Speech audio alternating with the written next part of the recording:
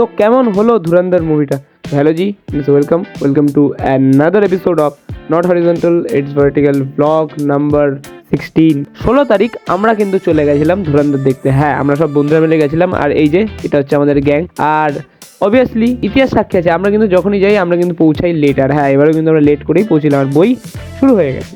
দেখো, সিনেমাটাতে কিন্তু সবার অ্যাক্টিং কিন্তু খুবই ভালো। আমার কিন্তু সবার অ্যাক্টিং ভালো লেগেছে।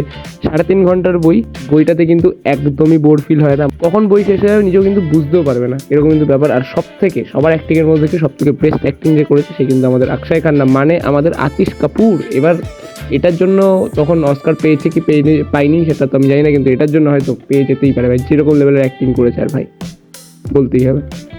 সিনেমা দেখা শেষ করে আমরা যখন বাইরে বেরোই তখন কি দেখতে পাই?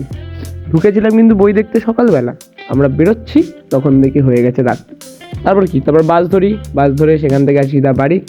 আর এইটুকুই ছিল আমাদের ব্লগ। তো দেখাতে পারবে, ঠিক আছে? তো ধন্যবাদ, বাই বাই।